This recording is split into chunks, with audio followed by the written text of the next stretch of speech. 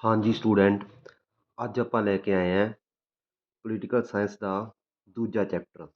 ਇਸ ਦਾ ਨਾਂ ਹੈ ਅਲਟਰਨੇਟਿਵ ਸੈਂਟਰ ਆਫ ਪਾਵਰ। ਦੇਖੋ ਬੱਚਿਓ, ਜਿਹੜਾ ਇਸ ਕਿਤਾਬ ਦੇ ਵਿੱਚ ਪਹਿਲਾ ਚੈਪਟਰ ਸੀ ਉਹ ਸੀ ਕੋਲਡ ਵਾਰ ਵਾਲਾ। ਉਹ ਤੁਹਾਡੇ ਸਿਲੇਬਸ ਦੇ ਵਿੱਚ ਨਹੀਂ ਹੈਗਾ। ਕੋਲਡ ਵਾਰ ਦੇ ਵਿੱਚ ਦੋ ਮਹਾਂਸ਼ਕਤੀਆਂ ਸੀ, ਇੱਕ USA ਸੀ, ਇੱਕ USSR ਸੀ। ਉਹਨਾਂ ਦੇ ਵਿਚਕਾਰ ਟੈਨਸ਼ਨ ਚੱਲੀ ਗਈ ਕਾਫੀ ਸਾਲ। ਇਸ ਤੋਂ ਬਾਅਦ ਤੁਹਾਡਾ ਦੂਜਾ ਚੈਪਟਰ ਹੈਗਾ ਦਾ ਐਂਡ ਆਫ ਦਾ ਬਾਇਓਪੋਲੈਰਿਟੀ। ਉਹਦੇ ਵਿੱਚ USSR ਡਿਸਇੰਟੀਗ੍ਰੇਟ ਹੋ ਜਾਂਦਾ ਹੈ, ਖਤਮ ਹੋ ਜਾਂਦਾ ਹੈ, ਕਲੈਪਸ ਹੋ ਜਾਂਦਾ ਹੈ। ਤਾਂ ਇਸ ਦੇ ਨਾਲ ਦੁਨੀਆ ਦੇ ਵਿੱਚ ਸਿਰਫ ਇੱਕੋ ਹੀ ਮਹਾਂਸ਼ਕਤੀ ਰਹਿ ਜਾਂਦੀ ਹੈ, USA ਰਹਿ ਜਾਂਦਾ ਗਾ। ਇਹ ਤੋਂ ਤੀਜਾ ਚੈਪਟਰ ਹੈਗਾ USA ਦੀ ਹੈਜੇਮਨੀ। ਕਿਉਂਕਿ USA ਇਕੱਲਾ ਹੀ ਸੁਪਰ ਪਾਵਰ ਰਹਿ ਗਿਆ ਤਾਂ USA ਦੀ ਹੈਜੇਮਨੀ ਤਾਂ ਹੋਊਗੀ ਹੋਊਗੀ। USA ਦੀ ਦਾਦਾਗਿਰੀ ਤਾਂ ਦੁਨੀਆ ਦੇ ਵਿੱਚ ਹੋਵੇਗੀ ਹੀ। ਪਰ ਜਿਹੜਾ ਤੀਜਾ ਚੈਪਟਰ ਹੈ USA ਦੀ ਹੈਜੇਮਨੀ ਵਾਲਾ, ਉਹ ਤੁਹਾਡੇ ਸਿਲੇਬਸ ਦੇ ਵਿੱਚ ਹੈ ਨਹੀਂ ਗਾ। ਤਾਂ ਹੁਣ ਚੌਥਾ ਚੈਪਟਰ ਹੈ ਜਿਹੜਾ, ਉਹ ਤੁਹਾਡਾ ਦੂਜਾ ਚੈਪਟਰ ਹੈਗਾ ਅਲਟਰਨੇਟਿਵ ਸੈਂਟਰ ਆਫ ਪਾਵਰ। ਦੇਖੋ, ਤੀਜਾ ਚੈਪਟਰ ਕਹਿੰਦਾ ਵੀ USA ਸੋਲ ਪਾਵਰ ਹੈ, ਸੁਪਰ ਪਾਵਰ ਹੈ ਦੁਨੀਆ ਦਾ ਇਕੱਲਾ। ਤਾਂ ਉਹਦੇ ਤੋਂ ਇਲਾਵਾ ਹੋਰ ਕਿਹੜੀਆਂ ਕਿਹੜੀਆਂ ਸ਼ਕਤੀਆਂ ਨੇ ਜਿਹੜੀਆਂ USA ਦੀ ਹੈਜੇਮਨੀ ਨੂੰ ਕਾਊਂਟਰ ਕਰ ਸਕਦੀਆਂ ਨੇ, ਉਹਦੇ ਵਾਸਤੇ ਇਹ ਚੈਪਟਰ ਹੈਗਾ। ਤਾਂ USA ਤੋਂ ਇਲਾਵਾ ਹੋਰ ਕਿਹੜੇ ਕਿਹੜੇ ਪਾਵਰ ਦੇ ਅਲਟਰਨੇਟਿਵ ਸੈਂਟਰ ਨੇ, ਉਹ ਆਪਾਂ ਇਹਦੇ 'ਚ ਪੜ੍ਹਾਂਗੇ। ਜਿਵੇਂ ਕਿ ਯੂਰਪੀਅਨ ਯੂਨੀਅਨ ਹੋ ਗਿਆ, ਜਿਵੇਂ ਕਿ ਆਸੀਅਨ ਹੋ ਗਿਆ, ਜਿਵੇਂ ਕਿ ਚਾਈਨਾ ਦੀ ਇਕੋਨਮੀ ਹੋ ਗਈ। ਇਹ ਆਪਾਂ ਇਹ ਚੈਪਟਰ ਦੇ ਵਿੱਚ ਪੜ੍ਹਾਂਗੇ। ਠੀਕ ਹੈ ਜੀ। ਹਾਂਜੀ, ਤਾਂ ਸ਼ੁਰੂ ਕਰਦੇ ਹਾਂ ਵੀ ਅਲਟਰਨੇਟਿਵ ਸੈਂਟਰ ਆਫ ਪਾਵਰ। ਸਾਨੂੰ ਪਹਿਲਾਂ ਆਪਾਂ ਪੜ੍ਹਾਂਗੇ ਯੂਰਪੀਅਨ ਯੂਨੀਅਨ ਬਾਰੇ। ਦੇਖੋ ਬੱਚਿਓ, ਆਪਣੇ ਪੂਰੀ ਦੁਨੀਆ ਦੇ ਵਿੱਚ 7 ਕੰਟੀਨੈਂਟ ਨੇ। ਏਸ਼ੀਆ, ਯੂਰਪ ਹੈ, Africa, Australia, north America, south America, Antarctica ਹੈ। ਉਹਦੇ ਵਿੱਚੋਂ ਇੱਕ ਹੈਗਾ ਗਾ ਯੂਰਪ, ਇੱਕ ਹੈਗਾ ਯੂਰਪ ਮਹਾਂਦੀਪ, ਯੂਰਪ ਕੰਟੀਨੈਂਟ। ਯੂਰਪ ਕੰਟੀਨੈਂਟ ਦੇ ਵਿੱਚ ਵੈਸੇ ਤਾਂ ਕਾਫੀ ਦੇਸ਼ ਨੇ, 48 ਦੇ ਕਰੀਬ ਦੇਸ਼ ਨੇ ਉਹਦੇ ਵਿੱਚ। ਤਾਂ ਉਹਦੇ 27 28 ਦੇਸ਼ਾਂ ਨੇ ਇਕੱਠੇ ਹੋ ਕੇ ਇੱਕ ਯੂਨੀਅਨ ਬਣਾਈ ਹੋਈ ਹੈ, ਉਹਨੂੰ ਕਿਹਾ ਜਾਂਦਾ ਯੂਰਪੀਅਨ ਯੂਨੀਅਨ। ਉਹਨਾਂ ਦੀ ਜਿਹੜੀ ਸਿਕਿਉਰਿਟੀ ਪੋਲਿਸੀ ਇੱਕ ਹੈ, ਉਹਨਾਂ ਦੀ ਫੋਰਨ ਪੋਲਿਸੀ ਇੱਕ ਹੈ, ਉਹਨਾਂ ਦੀ ਮਾਰਕੀਟ ਇੱਕ ਹੈ, ਉਹਨਾਂ ਦਾ ਐਂਥਮ ਹੈ ਇੱਕ, ਇੱਕ ਉਹਨਾਂ ਦੀ ਯੂਰਪੀਅਨ ਪਾਰਲੀਮੈਂਟ ਹੈ। ਤਾਂ ਉਹ ਡਿਸੀਜ਼ਨ ਇਕੱਠੇ ਹੋ ਕੇ ਲੈਂਦੇ ਨੇ, ਉਹ ਟਰੇਡ ਇਕੱਠੇ ਕਰਦੇ ਨੇ। ਕਾਫੀ ਦੇਸ਼ਾਂ ਦੀ ਕਰੰਸੀ ਵੀ ਇੱਕੋ ਹੀ ਹੈ, ਯੂਰੋ। ਤਾਂ ਇਹ ਇੱਕੋ ਹੀ ਪੋਲਿਸੀ ਨੂੰ ਲੈ ਕੇ ਚੱਲਦੇ ਆ, ਇਸ ਕਰਕੇ ਇਹਨਾਂ ਦੀ ਯੂਨੀਅਨ ਬਣੀ ਹੋਈ ਹੈ। ਇਕਨੋਮਿਕ ਯੂਨੀਅਨ ਹੈ ਵੈਸੇ ਤਾਂ ਇਹ ਪੋਲੀਟੀਕਲ ਯੂਨੀਅਨ ਵੀ ਬਣਦੀ ਜਾ ਰਹੀ ਹੈ। ਤਾਂ ਇਹ ਇੱਕ ਤਰ੍ਹਾਂ ਦੀ ਯੂਨੀਅਨ ਹੈ। ਇਹਦੇ ਬਾਰੇ ਆਪਾਂ ਪੜ੍ਹਾਂਗੇ, ਇਹਨੂੰ ਕਿਹਾ ਜਾਂਦਾ ਯੂਰਪੀਅਨ ਯੂਨੀਅਨ। ਹਾਂਜੀ, ਸ਼ੁਰੂ ਕਰਦੇ ਹਾਂ ਜੀ।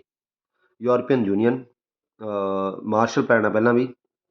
ਜਿਹੜਾ ਮਾਰਸ਼ਲ ਪਲਾਨ ਸੀਗਾ ਉਹ USA ਲੈ ਕੇ ਆਇਆ ਸੀ ਯੂਰਪ ਦੇ ਦੇਸ਼ਾਂ ਵਾਸਤੇ। ਜਦੋਂ ਸੈਕਿੰਡ ਵਰਲਡ ਵਾਰ ਲੜਿਆ ਗਿਆ ਤਾਂ second world war mainly Europe ਦੇ ਵਿੱਚ ਹੀ ਲੜਿਆ ਗਿਆ। ਜ਼ਿਆਦਾਤਰ ਲੜਾਈਆਂ ਯੂਰਪ ਦੇ ਵਿੱਚ ਹੀ ਹੋਈਆਂ। ਤਾਂ ਯੂਰਪ ਦਾ ਬਹੁਤ ਜ਼ਿਆਦਾ ਨੁਕਸਾਨ ਹੋਇਆ, ਯੂਰਪੀਅਨ ਕੰਟਰੀ ਦਾ ਬਹੁਤ ਜ਼ਿਆਦਾ ਨੁਕਸਾਨ ਹੋਇਆ। ਉਹਨਾਂ ਦੀਆਂ ਸੜਕਾਂ ਟੁੱਟ ਗਈਆਂ, ਰੇਲਵੇ ਲਾਈਨਾਂ ਖਰਾਬ ਹੋ ਗਈਆਂ, ਉਹਨਾਂ ਦੀਆਂ ਸਰਕਾਰੀ ਬਿਲਡਿੰਗਾਂ ਢਹਿ ਢੇਰੀ ਹੋ ਗਈਆਂ, ਲੋਕਾਂ ਦੇ ਆਮ ਘਰ ਵੀ ਢਹਿ ਢੇਰੀ ਹੋ ਗਏ। ਤਾਂ ਯੂਰਪ ਦਾ ਬਹੁਤ ਨੁਕਸਾਨ ਹੋਇਆ, ਬਹੁਤ ਬਰਬਾਦੀ ਹੋ ਗਈ ਯੂਰਪ ਦੇ ਵਿੱਚ। ਤਾਂ ਯੂਰਪ ਨੂੰ, ਉਹਦੀ ਇਕੋਨਮੀ ਨੂੰ ਰਿਵਾਈਵ ਕਰਨ ਵਾਸਤੇ USA ਨੇ ਇੱਕ ਪਲਾਨ ਲਿਆਂਦਾ ਸੀ, ਉਹਨੂੰ ਮਾਰਸ਼ਲ ਪਲਾਨ ਕਿਹਾ ਜਾਂਦਾ ਹੈ। ਇਹਦੇ ਵਿੱਚ ਫਾਈਨੈਂਸ਼ੀਅਲ ਹੈਲਪ ਕੀਤੀ ਗਈ ਸੀਗੀ ਯੂਰਪਨ ਕੰਟਰੀ ਦੀ। ਹਾਂਜੀ, Marshall plan. After world war second, European states infrastructure and economy decline continuously. Second world war ਤੋਂ ਬਾਅਦ ਯੂਰਪ ਦਾ ਜਿਹੜਾ ਇਨਫਰਾਸਟਰਕਚਰ ਹੈ ਅਤੇ ਯੂਰਪ ਦੀ ਇਕੋਨਮੀ ਲਗਾਤਾਰ ਘਟਦੀ ਗਈ। Under the Marshall plan the USA provided financial help to revive European economy. Marshall plan ਦੇ ਅਧੀਨ USA ਨੇ ਫਾਈਨੈਂਸ਼ੀਅਲ ਹੈਲਪ ਕੀਤੀ ਸੀਗੀ ਯੂਰਪੀਅਨ ਇਕੋਨਮੀ ਨੂੰ ਰਿਵਾਈਵ ਕਰਨ ਵਾਸਤੇ। ਹਾਂਜੀ, the USA also created a new collective security structure under NATO. NATO ਦੇ ਅੰਡਰ 1949 ਦੇ ਵਿੱਚ, ਅਪ੍ਰੈਲ 1949 ਦੇ ਵਿੱਚ ਨੇਟੋ ਦਾ ਨਿਰਮਾਣ ਹੋਇਆ। USA ਉਹਦਾ ਜਿਹੜਾ ਲੀਡਿੰਗ ਮੈਂਬਰ ਸੀਗਾ। ਇਸ ਤੋਂ ਇਲਾਵਾ ਯੂਰਪੀਅਨ ਕੰਟਰੀ ਵੀ ਸੀਗੇ ਇਹਦੇ ਵਿੱਚ। ਤਾਂ 1949 'ਚ ਇਹ ਬਣ ਗਿਆ ਅਤੇ ਇਹਦੇ ਨਾਲ ਇਹਨਾਂ ਦਾ ਇੱਕ ਬਜਟ ਬਣ ਗਿਆ, ਜਿਹਦੇ ਨਾਲ ਵੀ ਯੂਰਪੀਅਨ ਕੰਟਰੀ ਇਨਵੋਲਵ ਹੋਣ ਕਾਰਨ ਯੂਰਪੀਅਨ ਦੇਸ਼ਾਂ ਨੂੰ ਕਾਫੀ ਮਦਦ ਮਿਲ ਗਈ ਇਹਦੇ 'ਚ। ਬਾਕੀ ਉਹ ਆਪਣਾ ਜਿਹੜਾ ਖਰਚਾ ਗਾ ਉਹ ਆਰਮੀ 'ਤੇ ਨਾ ਕਰਕੇ ਆਪਦੀ ਡਿਵੈਲਪਮੈਂਟ 'ਤੇ ਕਰਨ ਲੱਗ ਗਏ, ਜਿਹਦੇ ਨਾਲ ਉਹਨਾਂ ਦੀ ਇਕੋਨਮੀ ਜਲਦੀ ਰਿਵਾਈਵ ਹੋ ਗਈ। ਤਾਂ ਕਲੈਕਟਿਵ ਸਿਕਿਉਰਿਟੀ ਆ ਜਾਣਾ ਵੀ ਇਹਦੇ ਨਾਲ ਵੀ ਉਹ ਆਪਦੀ ਇਕੋਨਮੀ ਵੱਲ ਜ਼ਿਆਦਾ ਧਿਆਨ ਦੇ ਸਕੇ, ਇਹ ਵੀ ਇੱਕ ਕਾਰਨ ਹੈਗਾ। Under the Marshall plan the organisation for European economic cooperation ਵਾਜ ਐਸਟੈਬਲਿਸ਼ਡ 1948। 1948 ਦੇ ਵਿੱਚ ਮਾਰਸ਼ਲ ਪਲਾਨ ਦੇ ਅਧੀਨ ਹੀ ਯੂਰਪੀਅਨ ਇਕਨੋਮਿਕ ਕੋਆਪਰੇਸ਼ਨ ਬਣੀ ਸੀਗੀ। ਇਹ ਤੁਸੀਂ ਧਿਆਨ ਰੱਖਣਾ, ਛੋਟਾ ਸਵਾਲ ਆ ਸਕਦਾ ਗਾ ਕਿ OWC ਦਾ ਐਸਟੈਬਲਿਸ਼ਮੈਂਟ ਕਦੋਂ ਹੋਇਆ? 1948 'ਚ ਹੋਇਆ ਅਤੇ ਮਾਰਸ਼ਲ ਪਲਾਨ ਦੇ ਅਧੀਨ ਹੀ ਹੋਇਆ।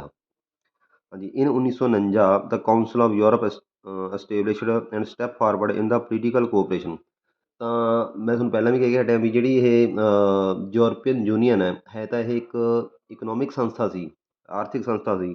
ਪਰ ਇਹ ਹੁਣ ਇੱਕ ਰਾਜਨੀਤਿਕ ਸੰਸਥਾ ਬਣਦੀ ਜਾ ਰਹੀ ਹੈ। ਇਹਨਾਂ ਨੇ 1949 'ਚ ਇੱਕ ਕਾਊਂਸਲ ਆਫ ਯੂਰਪ ਬਣਾਇਆ ਸੀਗਾ ਅਤੇ ਇਹ ਪੋਲੀਟੀਕਲ ਰਾਜਨੀਤਿਕ ਬਣਾਉਣ ਦਾ ਪਹਿਲਾ ਸਟੈਪ ਸੀਗਾ ਇਹਦਾ।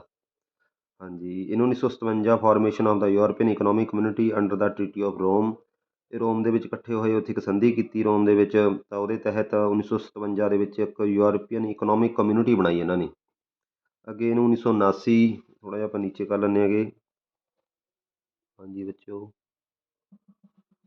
in 1979 first direct election was conducted to the European parliament. ਤਾਂ ਯੂਰਪੀਅਨ ਪਾਰਲੀਮੈਂਟ ਦੇ ਪਹਿਲੇ ਇਲੈਕਸ਼ਨ ਹੋਏ ਸੀ ਜਿਹੜੇ ਉਹ 1979 ਦੇ ਵਿੱਚ ਜਾ ਕੇ ਹੋਏ ਸੀਗੇ।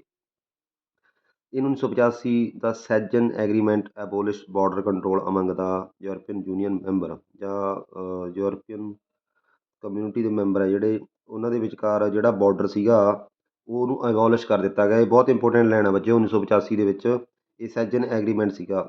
ਇਹਦੇ ਤਹਿਤ ਇਹ ਕਰ ਦਿੱਤਾ ਗਿਆ ਵੀ ਯੂਰਪੀਅਨ ਯੂਨੀਅਨ ਦੇ ਸਾਰੇ ਮੈਂਬਰਾਂ ਦਾ ਕੋਈ ਬਾਰਡਰ ਨਹੀਂ ਹੋਊਗਾ, ਇਹ ਇੱਕ ਦੂਜੇ ਦੇਸ਼ 'ਚ ਫਰੀਲੀ ਮੂਵਮੈਂਟ ਕਰ ਸਕਦੇ ਹੈਗੇ। ਬਹੁਤ ਮਹੱਤਵਪੂਰਨ ਹੈ। ਅਤੇ ਯਾਦ ਰੱਖਣਾ ਤੁਸੀਂ ਕਿ OWC ਦੀ ਐਸਟੈਬਲਿਸ਼ਮੈਂਟ ਹੋਈ 1948 'ਚ, ਕੌਂਸਲ ਆਫ ਯੂਰਪ ਦੀ 1949 'ਚ, ਯੂਰਪੀਅਨ ਇਕਨੋਮਿਕ ਕਮਿਊਨਿਟੀ ਦੀ 1957 'ਚ, ਡਾਇਰੈਕਟ ਇਲੈਕਸ਼ਨ ਹੋਈ 1979 'ਚ, ਸੈਜਨ ਐਗਰੀਮੈਂਟ ਹੋਇਆ 1985 'ਚ। ਇਹਦੇ ਤਹਿਤ ਬਾਰਡਰ ਕੰਟਰੋਲ ਨੂੰ ਹਟਾ ਦਿੱਤਾ ਗਿਆ। ਅੱਗੇ ਵਧਦੇ ਹਾਂ। ਹਾਂਜੀ, ਅੱਗੇ ਹੈ ਵੀ after collapse of the Soviet bloc establish of the European union 1992 under the Maastricht treaty.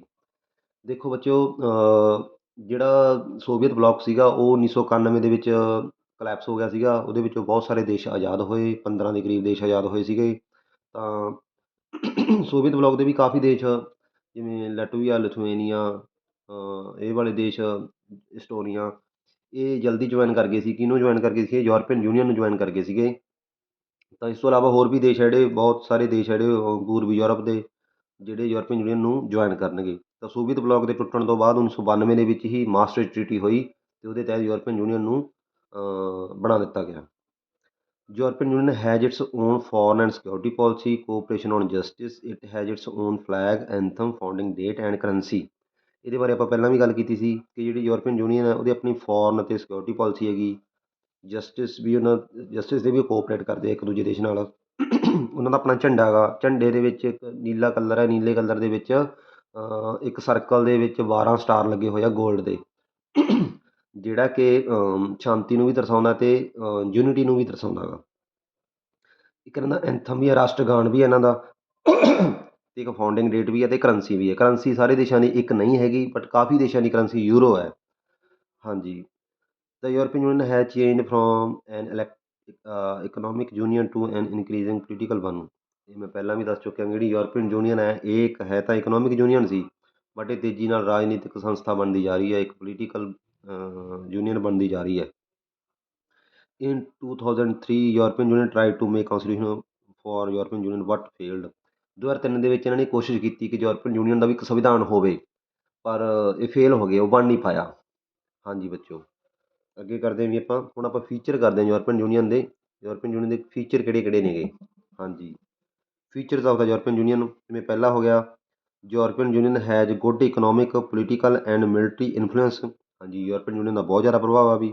ਆਰਥਿਕ ਤੌਰ 'ਤੇ ਵੀ ਇਹਨਾਂ ਦੀ GDP ਕਾਫੀ ਵੱਡੀ ਹੈ, ਪੋਲੀਟੀਕਲੀ ਵੀ ਕਿਉਂਕਿ ਇਹਨਾਂ ਦੇ ਬਹੁਤ ਸਾਰੇ ਦੇਸ਼ ਵੀ ਹੈ। ਇਸ ਤੋਂ ਇਲਾਵਾ ਜਨਰਲ ਅਸੈਂਬਲੀ 'ਚ 49 ਦੇਸ਼ ਜਾਂ 48 ਦੇਸ਼ ਹੋ ਗਏ। ਇਸ ਤੋਂ ਇਲਾਵਾ ਸਿਕਿਉਰਿਟੀ ਕੌਂਸਲ ਦੇ ਵਿੱਚ ਵੀ ਇਹਨਾਂ ਦੇ 2 ਦੇਸ਼ ਹੋ ਜਾਣਗੇ, ਅਤੇ ਮਿਲਟਰੀ ਪਾਵਰ ਵੀ ਇਹਨਾਂ ਕੋਲ ਕਾਫੀ ਹੈ। ਨੇਟੋ ਦੇ ਬਹੁਤ ਸਾਰੇ ਮੈਂਬਰ ਹੈਗੇ ਇਹ। ਹਾਂਜੀ, ਅੱਗੇ ਹੈ world biggest economy with GDP। ਦੁਨੀਆ ਦੇ ਵਿੱਚ ਸਭ ਤੋਂ ਵੱਡੀ GDP ਹੈਗੀ USA ਦੀ, ਅਤੇ USA ਤੋਂ ਵੀ ਵੱਡੀ GDP ਹੈਗੀ ਯੂਰਪੀਅਨ ਯੂਨੀਅਨ ਦੀ, ਕਿਉਂਕਿ ਕੋਲੈਕਟਿਵ ਹੈ, ਇੱਕ 27 ਦੇਸ਼ਾਂ ਦੀ ਇਕੱਠੀ GDP ਹੈ ਜਿਹੜੀ USA ਨੂੰ ਵੀ ਟੇਕ ਓਵਰ ਕਰ ਦਿੰਦੀ ਹੈ। Euro can be dangerous for the US dollar. Euro ਇੱਕ ਹਾਰਡ ਕਰੰਸੀ ਹੈ ਵੀ, ਬਹੁਤ ਤੇਜ਼ੀ ਨਾਲ ਅੱਗੇ ਵਧ ਰਹੀ ਹੈਗੀ, ਅਤੇ US ਡਾਲਰ ਨੂੰ ਉਹਦੇ ਤੋਂ ਖਤਰਾ ਹੈਗਾ। ਹਾਂਜੀ, world trade share 3 time larger than the USA, ਕਿਉਂਕਿ ਇਹਦੇ ਵਿੱਚ 27 ਦੇਸ਼ ਮੈਂਬਰ ਨੇ ਵੀ, 27 ਦੇਸ਼ਾਂ ਦਾ ਕੋਲੈਕਟਿਵ ਟ੍ਰੇਡ ਹੁੰਦਾ ਗਾ, ਜਿਹੜਾ ਕਿ USA ਤੋਂ 3 ਗੁਣਾ ਜ਼ਿਆਦਾ ਗਾ। Britain and France hold permanent seat in the UNSC। ਹਾਂਜੀ, UN ਸਿਕਿਉਰਿਟੀ ਕੌਂਸਲ ਦੇ ਵਿੱਚ 5 ਪਰਮਾਨੈਂਟ ਮੈਂਬਰ ਹੁੰਦੇ ਆ, 10 ਨੋਨ ਪਰਮਾਨੈਂਟ ਮੈਂਬਰ ਹੁੰਦੇ ਆ। ਜਿਹੜੇ 5 ਪਰਮਾਨੈਂਟ ਮੈਂਬਰ ਹੈ ਉਹ ਹੈਗੇ USA, UK ਨੂੰ ਬ੍ਰਿਟੇਨ ਕਹਿ ਸਕਦੇ ਆਪਾਂ, ਫਰਾਂਸ, ਰਸ਼ੀਆ, ਚਾਈਨਾ, ਇਹ 5 ਪਰਮਾਨੈਂਟ ਮੈਂਬਰ ਹੈ। ਉਹਦੇ ਵਿੱਚ 2 ਯੂਰਪ ਦੇ ਹੈਗੇ, ਤਾਂ ਉਹ 2 ਯੂਰਪ ਦੇ ਨਹੀਂ, 3 ਹੈ ਵੈਸੇ ਯੂਰਪ ਦੇ, ਜੇ ਰਸ਼ੀਆ ਵੀ ਆਪਾਂ ਵਿੱਚ ਗਿਣੀਏ, ਬਟ ਜਿਹੜੇ ਬ੍ਰਿਟੇਨ ਅਤੇ ਫਰਾਂਸ ਹੈਗੇ ਇਹ ਯੂਰਪੀਅਨ ਯੂਨੀਅਨ ਦੇ ਮੈਂਬਰ ਵੀ ਹੈਗੇ ਅਤੇ ਇਹਦੇ ਨਾਲ ਇਹਦਾ ਪੋਲੀਟੀਕਲ ਇਨਫਲੂਐਂਸ ਬਹੁਤ ਜ਼ਿਆਦਾ ਵੱਧ ਜਾਂਦਾ ਗਾ। ਬਟ ਯਾਦ ਰੱਖਣ ਵਾਲੀ ਗੱਲ ਇਹ ਹੈ ਬੱਚਿਓ 2019 ਦੇ ਵਿੱਚ ਜਿਹੜਾ ਬ੍ਰਿਟੇਨ ਹੈ ਉਹ ਐਗਜ਼ਿਟ ਕਰ ਗਿਆ ਯੂਰਪੀਅਨ ਯੂਨੀਅਨ 'ਚੋਂ, ਉਹ ਬਾਹਰ ਹੋ ਚੁੱਕਿਆ ਗਾ। ਪਰ ਤੁਸੀਂ ਇੱਥੇ ਲਿਖ ਸਕਦੇ ਹੋਗੇ ਯੂਰਪੀਅਨ ਯੂਨੀਅਨ ਹੈ 550 ਨਿਊਕਲੀਅਰ ਵੈਪਨ, ਇਹਦੇ ਕੋਲ ਮਿਲਟਰੀ ਪਾਵਰ ਵੀ ਕਾਫੀ ਜ਼ਿਆਦਾ ਹੈ ਵੀ। ਇਹਦੇ ਦੋ ਦੇਸ਼ ਆ ਜਿਹੜੇ ਉਹ NPT ਨੂੰ ਸਾਈਨ ਕਰਕੇ ਵੀ ਹੋਲਡ ਕਰ ਸਕਦੇ ਹੈਗੇ ਨਿਊਕਲੀਅਰ ਵੈਪਨ ਨੂੰ, ਬ੍ਰਿਟੇਨ ਅਤੇ ਫਰਾਂਸ। ਤਾਂ ਇਹਨਾਂ ਕੋਲ ਨਿਊਕਲੀਅਰ ਵਾਰਹੈਡ ਵੀ ਕਾਫੀ ਆ, 550 ਦੇ ਕਰੀਬ ਹੈ। They occupy second place in the space and communication technology. ਇਹਨਾਂ ਦਾ ਸਪੇਸ ਅਤੇ ਕਮਿਊਨੀਕੇਸ਼ਨ ਟੈਕਨੋਲੋਜੀ ਦੇ ਵਿੱਚ ਵੀ ਕਾਫੀ ਵੱਡਾ ਯੋਗਦਾਨ ਹੈਗਾ, ਦੂਜੇ ਸਥਾਨ 'ਤੇ ਆਉਂਦੇ ਆ ਦੁਨੀਆ ਦੇ ਵਿੱਚ। ਤਾਂ ਇਹ ਸਾਰੇ ਫੀਚਰ ਹੈ ਵੀ ਯੂਰਪੀਅਨ ਯੂਨੀਅਨ ਦੇ, ਕਾਫੀ ਤਾਕਤਵਰ ਹੈ ਯੂਰਪੀਅਨ ਯੂਨੀਅਨ ਹਰੇਕ ਫੀਲਡ ਦੇ ਵਿੱਚ। ਚਲੋ ਬੱਚਿਓ, ਬਹੁਤ ਆਸਾਨ ਟੌਪਿਕ ਹੈ ਵੀ ਇਹ, ਬਹੁਤ ਹੀ ਆਸਾਨ। ਜਿਸ ਨੂੰ ਵੱਡਾ ਸਵਾਲ ਆਉਂਦਾ ਹੈਗਾ ਤੁਸੀਂ ਇਕੱਲੀ ਇਕੱਲੀ ਲਾਈਨ ਬਣਾ ਕੇ ਲਿਖ ਸਕਦੇ ਹੋਗੇ। ਅੱਗੇ ਵੱਧਦੇ ਹਾਂ। ਹਾਂਜੀ, ਅਗਲਾ ਟੌਪਿਕ ਹੈ ਵੀ ਆਪਣਾ, ਹਾਂਜੀ, ਲਿਮੀਟੇਸ਼ਨ ਐਂਡ ਕੰਟਰੋਵਰਸੀ। ਦੇਖੋ ਵੀ ਯੂਰਪੀਅਨ ਯੂਨੀਅਨ ਦੀ ਭਾਵੇਂ ਬਹੁਤ ਵਧੀਆ ਕੋਆਪਰੇਸ਼ਨ ਹੈ, ਬਟ ਉਹਦੇ 'ਚ ਕੁਝ ਕਮੀਆਂ ਵੀ ਹੈਗੀਆਂ ਨੇ। ਕਈ ਥਾਵਾਂ 'ਤੇ ਕੋਈ ਵਿਵਾਦ ਖੜ੍ਹੇ ਹੋ ਜਾਂਦੇ ਆ, ਕੰਟਰੋਵਰਸੀ ਖੜ੍ਹੀਆਂ ਹੋ ਜਾਂਦੀਆਂ ਨੇਗੀਆਂ। ਆਪਾਂ ਦੇਖਦੇ ਹਾਂ ਕਿਹੜੀ ਕਿਹੜੀ ਜਗ੍ਹਾ 'ਤੇ ਕੰਟਰੋਵਰਸੀ ਹੁੰਦੀ ਹੈਗੀ। ਜਿਵੇਂ ਪਹਿਲਾਂ ਆ ਗਿਆ controversy regarding to the include new member states. ਇੱਥੇ ਵੀ ਕੰਟਰੋਵਰਸੀ ਆ ਜਾਂਦੀ ਹੈ ਵੀ ਆਪਾਂ ਕਿਹੜੇ ਦੇਸ਼ ਨੂੰ ਸ਼ਾਮਿਲ ਕਰੀਏ, ਕਿਹੜੇ ਦੇਸ਼ ਨੂੰ ਸ਼ਾਮਿਲ ਨਾ ਕਰੀਏ, ਵੀ ਆਪਾਂ ਕੀ ਕੈਪੀਟਲਿਸਟ ਇਕੋਨਮੀ ਵਾਲੇ ਦੇਸ਼ਾਂ ਨੂੰ ਸ਼ਾਮਿਲ ਕਰੀਏ, ਕੀ ਆਪਾਂ ਜਿਹੜੇ ਸੋਵੀਅਤ ਬਲੋਕ ਦੇ ਵਿੱਚ ਮੈਂਬਰ ਸੀ ਪਹਿਲਾਂ ਉਹਨਾਂ ਨੂੰ ਵੀ ਸ਼ਾਮਿਲ ਕਰਨਾ ਕਿ ਨਹੀਂ ਕਰਨਾ, ਕੀ ਆਪਾਂ ਏਸ਼ੀਅਨ ਕੰਟਰੀਆਂ ਨੂੰ ਸ਼ਾਮਿਲ ਕਰਨਾ ਕਿ ਨਹੀਂ ਕਰਨਾ। ਅਤੇ ਇਹਨਾਂ ਨੂੰ ਲੈ ਕੇ ਇਹਨਾਂ 'ਚ ਕਾਫੀ ਵਾਰ ਵਿਵਾਦ ਖੜ੍ਹਾ ਹੋ ਜਾਂਦਾ ਗਾ। ਅੱਗੇ note every country wants that there currency will be euro. ਹਾਂਜੀ, ਜਿਵੇਂ ਡੈਨਮਾਰਕ ਹੋ ਗਿਆ, ਸਵੀਡਨ ਹੋ ਗਿਆ, ਇਹ ਦੇਸ਼ ਨਹੀਂ ਚਾਹੁੰਦੇ ਕਿ ਉਹਨਾਂ ਦੀ ਕਰੰਸੀ ਯੂਰੋ ਹੋਵੇ, ਉਹ ਯੂਰੋ ਨੂੰ ਪਸੰਦ ਨਹੀਂ ਕਰਦੇ। ਤਾਂ ਇੱਥੇ ਵੀ ਕੰਟਰੋਵਰਸੀ ਖੜ੍ਹੀ ਹੋ ਜਾਂਦੀ ਹੈ ਕਰੰਸੀ ਨੂੰ ਲੈ ਕੇ। ਕੁਝ ਦੇਸ਼ ਚਾਹੁੰਦੇ ਵੀ ਸਾਡੀ ਕਰੰਸੀ ਯੂਰੋ ਹੋਵੇ। ਅਗੇ its member states have their own foreign relation and defence policy. ਕੁਝ ਦੇਸ਼ਾਂ ਦੀ ਇਹਨਾਂ ਦੀ ਆਪਦੀ ਹੀ ਫੋਰਨ ਰਿਲੇਸ਼ਨ ਹੈਗੇ, ਆਪਣੀ ਹੀ ਡਿਫੈਂਸ ਪੋਲਿਸੀ ਹੈ। ਜਿਵੇਂ ਇੱਥੇ ਐਗਜ਼ਾਮਪਲ ਦਿੱਤੀ ਹੋਈ ਹੈ, PM ਟੋਨੀ ਬਲੇਅਰ ਸੀਗਾ ਬ੍ਰਿਟੇਨ ਦਾ, ਉਹ ਅਮਰੀਕਾ ਦਾ ਪਾਰਟਨਰ ਬਣਿਆ ਜਦੋਂ ਇਰਾਕ 'ਤੇ ਇਨਵੇਜਨ ਕੀਤਾ ਗਿਆ 2003 ਦੇ ਵਿੱਚ ਕੀਤਾ ਗਿਆ ਸੀ ਇਹ ਇਨਵੇਜ਼ਨ। ਇਹਦੇ ਵਿੱਚ ਟੋਨੀ ਬਲੇਅਰ ਨੇ ਤਾਂ ਸਾਥ ਦਿੱਤਾ ਸੀ, ਬ੍ਰਿਟੇਨ ਨੇ ਤਾਂ ਸਾਥ ਦਿੱਤਾ ਸੀ ਅਮਰੀਕਾ ਦਾ। ਬਟ ਜਰਮਨੀ ਅਤੇ ਫਰਾਂਸ ਨੇ ਅਪੋਜ਼ ਕੀਤਾ ਸੀ ਅਮਰੀਕਨ ਪੋਲਿਸੀ ਨੂੰ ਵੀ ਤੂੰ ਵੀ ਜਿਹੜਾ ਇਰਾਕ 'ਤੇ ਇਨਵੇਡ ਕਰ ਰਿਹਾ ਗਾ, ਹਮਲਾ ਕਰ ਰਿਹਾ ਗਾ, ਉਹ ਸਹੀ ਨਹੀਂ ਹੈਗਾ। ਤਾਂ ਇੱਥੇ ਕੀ ਪਤਾ ਲੱਗਦਾ ਆਪਾਂ ਨੂੰ ਕਿ ਇਹਨਾਂ ਦੀ ਫੋਰਨ ਪੋਲਿਸੀ ਇੱਕ ਨਹੀਂ ਹੈਗੀ, ਡਿਫੈਂਸ ਪੋਲਿਸੀ ਇੱਕ ਨਹੀਂ ਹੈਗੀ। ਹਾਂਜੀ, British PM farmer PM kept the Britain out of the European market. ਤਾਂ ਬ੍ਰਿਟੇਨ ਦੇ ਫਾਰਮਰ PM ਨੇ ਇਹਨੂੰ ਬ੍ਰਿਟੇਨ ਨੂੰ ਯੂਰਪੀਅਨ ਮਾਰਕੀਟ 'ਚੋਂ ਵੀ ਬਾਹਰ ਕੱਢਣ ਦੀ ਕੋਸ਼ਿਸ਼ ਕੀਤੀ। ਵੈਸੇ ਪੂਰੀ ਤਰ੍ਹਾਂ ਐਗਜ਼ਿਟ ਹੋ ਚੁੱਕਿਆ ਇਹ, ਬਾਹਰ ਹੈਗਾ ਹੁਣ। ਅੱਗੇ ਵੀ Denmark and Sweden have registered the master treaty and adoption of the euro the common European currency. ਦੇਖੋ ਮਾਸਟਰ ਟ੍ਰੀਟੀ ਦੇ ਤਹਿਤ ਤਾਂ ਯੂਰਪੀਅਨ ਯੂਨੀਅਨ ਬਣੀ ਸੀਗੀ, ਉਹਨੂੰ ਵੀ ਥੋੜ੍ਹਾ ਜਿਹਾ ਅਪੋਜ਼ ਕਰਦੇ ਆ, ਕੁਝ ਪੁਆਇੰਟਾਂ ਦੇ ਸਹਿਮਤ ਨਹੀਂ ਹੋਣੇ ਡੈਨਮਾਰਕ ਅਤੇ ਸਵੀਡਨ। ਇਸ ਤੋਂ ਇਲਾਵਾ ਇਹ ਕਾਮਨ ਕਰੰਸੀ ਵੀ ਨਹੀਂ ਚਾਹੁੰਦੇ, ਇਹ ਨਹੀਂ ਚਾਹੁੰਦੇ ਵੀ ਸਾਡੀ ਕਰੰਸੀ ਯੂਰੋ ਹੋਵੇ। ਹਾਂਜੀ ਬੱਚਿਓ, ਤਾਂ ਇਹ ਇਹਨਾਂ ਦੀਆਂ ਕੁਝ ਲਿਮੀਟੇਸ਼ਨ ਨੇ। ਦੇਖੋ ਹਰੇਕ ਯੂਨੀਅਨ ਦੇ ਵਿੱਚ ਕੋਈ ਨਾ ਕੋਈ ਕਮੀਆਂ ਤਾਂ ਜ਼ਰੂਰ ਹੁੰਦੀਆਂ ਨੇ, ਤਾਂ ਇਹਦੀਆਂ ਵੀ ਥੋੜ੍ਹੀਆਂ ਜਿਹੀਆਂ ਕਮੀਆਂ ਨੇ ਆਪਾਂ ਦੇਖ ਚੁੱਕੇ ਹੈਗੇ। ਤਾਂ ਇਹ ਸੀਗਾ ਵੀ ਯੂਰਪੀਅਨ ਯੂਨੀਅਨ ਬਾਰੇ। ਆਪਾਂ ਯੂਰਪੀਅਨ ਯੂਨੀਅਨ ਬਾਰੇ ਕਰ ਲਿਆ, ਯੂਰਪੀਅਨ ਯੂਨੀਅਨ ਦੇ ਫੀਚਰ ਕਰ ਲਏ, ਯੂਰਪੀਅਨ ਯੂਨੀਅਨ ਦੀ ਲਿਮੀਟੇਸ਼ਨ ਦੀ ਕੰਟਰੋਵਰਸੀਜ਼ ਕਰ ਲਈਆਂ। ਅਤੇ ਬਹੁਤ ਆਸਾਨ ਹੈ ਯੂਰਪੀਅਨ ਯੂਨੀਅਨ ਬਾਰੇ ਯਾਦ ਰੱਖਣਾ, ਅਤੇ ਆਪਾਂ ਬਹੁਤ ਸਿੰਪਲ ਲਿਖਿਆ ਵੈਸੇ, ਤੁਹਾਡੇ ਯਾਦ ਹੋ ਸਕਦਾ ਗਾ। ਹੁਣ ਆਪਾਂ ਸ਼ੁਰੂ ਕਰਦੇ ਹਾਂ ਦੂਜਾ alternative centre of power, ASEAN. ਇਹਨੂੰ ਏਸੀਅਨ ਵੀ ਬੋਲ ਦਿੰਦੇ ਆ, ਮੈਂ ਆਸੀਅਨ ਬੋਲ ਦਾਂਗਾ। ਏਸ਼ੀਅਨ ਦੀ ਫੁੱਲ ਫਾਰਮ ਹੀ ਆ ਜਾਊਗੀ ਛੋਟੇ ਸਵਾਲ ਦੇ ਵਿੱਚ ਤੁਹਾਨੂੰ ਕਿ ਏਸ਼ੀਅਨ ਦੀ ਫੁੱਲ ਫਾਰਮ ਕੀ ਹੈ। Association of south east Asian nations. Association of south east Asian nation. ਮੈਂ ਤੁਹਾਨੂੰ ਵੈਸੇ ਫੋਟੋ ਦਿਖਾਉਣੀ ਸੀ ਵੀ ਏਸ਼ੀਅਨ ਦੇ ਵਿੱਚ ਕਿਹੜੇ ਕਿਹੜੇ ਦੇਸ਼ ਮੈਂਬਰ ਹੈਗੇ ਅਤੇ ਯੂਰਪੀਅਨ ਯੂਨੀਅਨ ਦੇ ਕਿਹੜੇ ਕਿਹੜੇ ਮੈਂਬਰ ਹੈ। ਆਪਾਂ ਇਸ ਚੈਪਟਰ ਦੀਆਂ 2 ਵੀਡੀਓਜ਼ ਬਣਾਵਾਂਗੇ। ਹੁਣ ਆਪਾਂ ਪਹਿਲੇ ਚੈਪਟਰ ਦੇ ਵਿੱਚ ਸਿਰਫ ਅੱਜ ਵੀਡੀਓ ਦੇ ਵਿੱਚ ਮੈਂ ਹੁਣ ਨਹੀਂ ਦਿਖਾ ਸਕਦਾ, ਮੇਰੇ ਕੋਲ ਕਿਤਾਬ ਇੱਥੇ ਨੇੜੇ ਹੈ ਨਹੀਂ ਗੀ। ਅਤੇ ਕੱਲ੍ਹ ਨੂੰ ਮੈਂ ਤੁਹਾਨੂੰ ਕਿਤਾਬ ਦੇ ਉੱਤੇ ਸਾਰੇ ਦੇਸ਼ਾਂ ਦੇ ਨਾਮ ਦਿਖਾਊਂਗਾ ਵੀ ਕਿਹੜੇ ਕਿਹੜੇ ਦੇਸ਼ ਏਸ਼ੀਅਨ ਦੇ ਮੈਂਬਰ ਹੈ, ਕਿਹੜੇ ਕਿਹੜੇ ਦੇਸ਼ ਯੂਰਪੀਅਨ ਯੂਨੀਅਨ ਦੇ ਮੈਂਬਰ ਹੈਗੇ। ਤਾਂ ਅੱਜ ਲਈ ਥੋੜ੍ਹੀ ਮਾਫੀ ਚਾਹੁੰਦਾ ਮੈਂ। ਹਾਂਜੀ, ਏਸ਼ੀਅਨ ਅਤੇ ਇਹਦੀ ਫੁੱਲ ਫਾਰਮ ਹੈ association of south east Asian nations. ASEAN by establish 1967 by 5 countries, Indonesia, Malaysia, ਇੱਧਰ ਹੈਗਾ ਵੀ Philippines, Singapore and Thailand by signing the Bangkok declaration. ਹਾਂਜੀ, ਏਸ਼ੀਅਨ ਦੀ ਜਿਹੜੀ ਇਸਟੇਬਲਿਸ਼ਮੈਂਟ ਹੈ ਉਹ 1967 ਦੇ ਵਿੱਚ ਕੀਤੀ ਗਈ। ਪਹਿਲਾਂ 5 ਦੇਸ਼ ਨੇ ਬੈਂਕਾਕ ਡਿਕਲੇਰੇਸ਼ਨ ਸਾਈਨ ਕੀਤੀ ਸੀ, ਉਸ ਦੇ ਤਹਿਤ ਹੀ ਏਸ਼ੀਅਨ ਦਾ ਗਠਨ ਕੀਤਾ ਗਿਆ ਸੀ। ਇਹ 5 ਕੰਟਰੀ ਕਿਹੜੇ ਕਿਹੜੇ ਸੀ? ਇੰਡੋਨੇਸ਼ੀਆ ਸੀ, ਮਲੇਸ਼ੀਆ ਸੀ, ਫਿਲੀਪੀਨਸ ਸੀ, ਸਿੰਗਾਪੁਰ ਸੀ ਅਤੇ ਥਾਈਲੈਂਡ ਸੀ। ਇਹਨਾਂ 5 ਨੇ ਬੈਂਕਾਕ ਡਿਕਲੇਰੇਸ਼ਨ ਸਾਈਨ ਕੀਤੀ। ਬੈਂਕਾਕ ਦੇ ਵਿੱਚ ਥਾਈਲੈਂਡ ਦੀ ਰਾਜਧਾਨੀ ਹੈ ਬੈਂਕਾਕ, ਉੱਥੇ ਇਕੱਠੇ ਹੋਏ ਇਹ ਅਤੇ ਉੱਥੇ ਇਹਨਾਂ ਨੇ ਏਸ਼ੀਅਨ ਦੀ ਸਥਾਪਨਾ ਕਰਤੀ 1967 ਦੇ ਵਿੱਚ। ਇਸ ਨੂੰ ਛੋਟਾ ਸਵਾਲ ਵੀ ਆ ਸਕਦਾ ਹੈ, ਏਸ਼ੀਅਨ ਦੀ ਫੁੱਲ ਫੋਰਮ ਵੀ ਆ ਸਕਦੀ ਹੈ, ਅਤੇ ਕਿਹੜੇ ਕਿਹੜੇ 5 ਦੇਸ਼ਾਂ ਨੇ ਪਹਿਲੀ ਵਾਰ ਜੁਆਇਨ ਕੀਤਾ ਸੀ ਉਹ ਵੀ ਆ ਸਕਦਾ ਹੈਗਾ। ਤਾਂ ਧਿਆਨ ਰੱਖਣਾ, 3 ਸਵਾਲ ਬਣਦੇ ਉੱਥੇ ਛੋਟੇ। ਲੇਟਰ 5 ਕੰਟਰੀ ਇਨਕਲੂਡਡ ਵਿੱਚ are Brunei, Vietnam, Laos, Myanmar and Cambodia. ਬਾਅਦ ਦੇ ਵਿੱਚ 5 ਹੋਰ ਦੇਸ਼ਾਂ ਨੇ ਇਹਨੂੰ ਜੁਆਇਨ ਕਰ ਲਿਆ। ਉਹ ਕਿਹੜੇ ਕਿਹੜੇ ਸੀਗੇ, ਜਿਵੇਂ ਕਿ ਬਰੂਨਈ ਹੋ ਗਿਆ, ਵੀਅਤਨਾਮ ਹੋ ਗਿਆ, ਲਾਓਸ ਹੋ ਗਿਆ, ਮਿਆਂਮਾਰ ਆਪਣਾ ਗੁਆਂਢੀ ਦੇਸ਼ ਹੈ, ਇਹਨੇ ਵੀ ਜੁਆਇਨ ਕਰ ਲਿਆ, ਐਂਡ ਕੰਬੋਡੀਆ। ਇਹਨਾਂ 5 ਦੇਸ਼ਾਂ ਨੇ ਜੁਆਇਨ ਕਰ ਲਿਆ। ਹੁਣ ਇਹਦੇ 'ਚ ਹੋ ਗਏ 10 ਮੈਂਬਰ। ਤੁਸੀਂ ਇਹ ਯਾਦ ਰੱਖਣਾ ਗਾ ਕਿ 10 ਮੈਂਬਰ ਕਿਹੜੇ ਕਿਹੜੇ ਨੇਗੇ, ਸਾਰਿਆਂ ਦੇ ਨਾਮ ਤੁਹਾਨੂੰ ਪਤਾ ਹੋਣੇ ਚਾਹੀਦੇ ਹੈਗੇ। ਹਾਂਜੀ ਬੱਚਿਓ, ਤਾਂ ਹੁਣ ਇਹਦੇ ਕੁਝ ਓਬਜੈਕਟਿਵ ਹੈ ਵੀ ਆਸੀਅਨ ਕਿਉਂ ਬਣਾਇਆ ਗਿਆ, ਆਸੀਅਨ ਦੇ ਕੀ ਓਬਜੈਕਟਿਵ ਹੈ ਉਹ ਦੇਖਦੇ ਹਾਂ। ਬਹੁਤ ਇੰਪੋਰਟੈਂਟ ਹੈ, ਇੱਥੋਂ ਸਵਾਲ ਬਣਦਾ ਵੀ। ਪਹਿਲਾ, territorial dispute should not escalate into armed confrontation. ਇਹ ਕਹਿੰਦੇ ਵੀ ਜਿਹੜੇ ਜ਼ਮੀਨੀ ਵਿਵਾਦ ਹੈ, ਮਾੜੇ ਮੋਟੇ ਬਾਰਡਰ ਡਿਸਪਿਊਟ ਹੈਗੇ ਕੁਝ ਦੇਸ਼ਾਂ ਦੇ ਵਿਚਕਾਰ, ਜਿਵੇਂ ਮੰਨ ਲਓ ਥਾਈਲੈਂਡ ਲੱਗਦਾ ਗਾ ਮਿਆਂਮਾਰ ਦੇ ਨਾਲ, ਜੇ ਮਿਆਂਮਾਰ ਅਤੇ ਥਾਈਲੈਂਡ ਦਾ ਜ਼ਮੀਨ ਨੂੰ ਲੈ ਕੇ, ਬਾਰਡਰ ਨੂੰ ਲੈ ਕੇ ਝਗੜਾ ਗਾ, ਤਾਂ ਉਹਨੂੰ ਇੰਨਾ ਨਹੀਂ ਵਧਣ ਦੇਣਾ ਕਿ ਉਹ ਆਰਮਡ ਕਨਫਰੰਟੇਸ਼ਨ ਦੇ ਵਿੱਚ ਤਬਦੀਲ ਹੋ ਜਾਏ, ਵੀ ਉਹ ਹਥਿਆਰਬੰਦ ਲੜਾਈ ਦੇ ਵਿੱਚ ਤਬਦੀਲ ਹੋ ਜਾਏ, ਇੰਨਾ ਨਹੀਂ ਵਧਣ ਦੇਣਾ, ਉਹਨੂੰ ਘਟਾਉਣਾ ਗਾ। ਪਹਿਲਾਂ ਤਾਂ ਇਹ ਓਬਜੈਕਟਿਵ ਆ ਉਹਨਾਂ ਦਾ ਵੀ ਟੈਰੀਟੋਰੀਅਲ ਡਿਸਪਿਊਟ ਨੂੰ ਸੋਲਵ ਕਰਨਾ ਗਾ। ਦੂਜਾ ਵੀ to escalate economic growth through social progress and cultural development. ਦੂਜਾ ਕਹਿੰਦੇ ਇਕਨੋਮਿਕ ਗਰੋਥ ਨੂੰ ਵਧਾਉਣਾ ਗਾ, ਇਕਨੋਮਿਕ ਗਰੋਥ ਨੂੰ ਵਧਾਉਣਾ ਗਾ, ਸਮਾਜਿਕ ਪ੍ਰੋਗਰੈਸ ਵੀ ਕਰਨੀ ਹੈਗੀ ਅਤੇ ਸੱਭਿਆਚਾਰਕ ਵਿਕਾਸ ਵੀ ਕਰਨਾ ਗਾ। ਇਹਨਾਂ ਦੋਨਾਂ ਰਾਹੀਂ ਆਪਾਂ ਇਕਨੋਮਿਕ ਗਰੋਥ ਨੂੰ ਵਧਾਉਣਾ ਗਾ।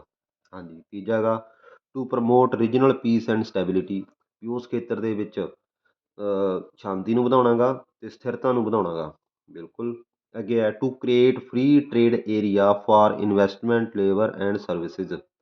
ਸਾਰੇ ਦੇਸ਼ਾਂ ਦੇ ਵਿੱਚ ਇੱਕ ਫਰੀ ਟਰੇਡ ਏਰੀਆ ਕ੍ਰੀਏਟ ਕਰਨਾ ਗਾ, ਜਿਹਦੇ ਵਿੱਚ ਇਨਵੈਸਟਮੈਂਟ ਵੀ ਫਰੀਲੀ ਹੋ ਸਕੇ, ਲੇਬਰ ਵੀ ਮੂਵ ਕਰ ਸਕੇ ਅਤੇ ਸਰਵਿਸ ਵੀ ਮੂਵ ਕਰ ਸਕਣ। ਹਾਂਜੀ, ਬਹੁਤ ਵਧੀਆ। ਅੱਗੇ US and China already signed FTA with ASEAN. USA ਅਤੇ ਚਾਈਨਾ ਨੇ ਫਰੀ ਟਰੇਡ ਐਗਰੀਮੈਂਟ ਸਾਈਨ ਕਰ ਲਏ ਆਸੀਅਨ ਕੰਟਰੀਜ਼ ਦੇ ਨਾਲ। ਫਰੀ ਟਰੇਡ ਐਗਰੀਮੈਂਟ ਹੁੰਦਾ ਬੱਚਿਓ ਵੀ ਜਿਹੜੀ ਇੱਕ ਦੇਸ਼ ਦੇ ਵਿੱਚੋਂ ਦੂਜੇ ਦੇਸ਼ ਦੇ ਵਿੱਚ ਕੋਈ ਚੀਜ਼ ਜਾਂਦੀ ਹੈ, ਕੋਈ ਗੁਡਸ ਜਾਂਦੀ ਹੈ, ਸਰਵਿਸ ਜਾਂਦੀ ਹੈ, ਉਹਦੇ ਉੱਤੇ ਕੋਈ ਟੈਕਸ ਨਹੀਂ ਲੱਗੂਗਾ, ਉਹਦੇ ਆਯਾਤ ਕਰ ਨਹੀਂ ਲੱਗੂਗਾ, ਕਸਟਮ ਡਿਊਟੀ ਨਹੀਂ ਲੱਗੂਗੀ, ਤਾਂ ਜਾਂ ਤਾਂ ਬਹੁਤ ਥੋੜ੍ਹੀ ਲੱਗੂਗੀ ਜਾਂ ਬਿਲਕੁਲ ਹੀ ਨਹੀਂ ਲੱਗੂਗੀ, ਉਹਨੂੰ ਕਹਿੰਦੇ ਫਰੀ ਟਰੇਡ ਐਗਰੀਮੈਂਟ। ਇੰਡੀਆ ਨੇ ਵੀ 2 ਕੰਟਰੀਜ਼ ਨਾਲ ਸ਼ਾਇਦ ਕਰੇ ਹੋਏ ਹੈਗੇ, ਥਾਈਲੈਂਡ ਅਤੇ ਸਿੰਗਾਪੁਰ ਦੇ ਨਾਲ ਇੰਡੀਆ ਨੇ FTA ਸਾਈਨ ਕੀਤਾ ਹੋਏਗਾ ਸ਼ਾਇਦ। ਇਹ ਅੱਗੇ ਆਊਗਾ, ਆਪਾਂ ਕਰ ਲਾਂਗੇ। ਹਾਂਜੀ, ਇਸ ਤੋਂ ਬਾਅਦ ਹੈ ਵੀ ਇਹ ਸੀਗੇ ਇਹਦੇ ਓਬਜੈਕਟਿਵ, ਇਹਨੂੰ ਇਹਨਾਂ ਨੇ ਗੇਨ ਕਰਨਾ ਗਾ। ਅਤੇ India signed FTA with 2 countries Singapore and Thailand. ਇਹ ਯਾਦ ਰੱਖਣਾ ਤੁਸੀਂ, ਇੰਪੋਰਟੈਂਟ ਹੈ। ਇੰਡੀਆ ਨੇ ਸਾਰੇ ਦੇਸ਼ਾਂ ਨਾਲ ਸਾਈਨ ਨਹੀਂ ਕੀਤਾ, ਬਟ ਆਹ 2 ਕੰਟਰੀਜ਼ ਦੇ ਨਾਲ ਇੰਡੀਆ ਨੇ FTA ਸਾਈਨ ਕੀਤਾ ਹੋਇਆ। FTA ਸਾਈਨ ਹੋਣ ਦੇ ਨਾਲ ਕਾਫੀ ਟਰੇਡ ਚੱਲਦਾ ਗਾ ਇੰਡੀਆ ਦਾ, ਵੈਸੇ ਆਸੀਅਨ ਕੰਟਰੀ ਨਾਲ ਵੀ ਚੱਲਦਾ ਗਾ ਟਰੇਡ, ਬਟ ਇਹਨਾਂ ਨਾਲ ਜ਼ਿਆਦਾ ਚੱਲਦਾ ਗਾ, ਥਾਈਲੈਂਡ ਅਤੇ ਸਿੰਗਾਪੁਰ ਨਾਲ।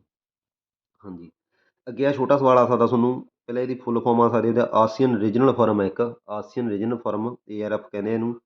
ਇਹ ਸਟੇਬਲਿਸ਼ ਹੋਈ ਸੀ 1994 ਦੇ ਵਿੱਚ, ਅਤੇ ਇਹ ਵਿਚ ਵਾਜ ਦਾ ਸਟੇਬਲਿਸ਼ ਨੂੰ 1994 is the carries out the coordination of security and foreign policy.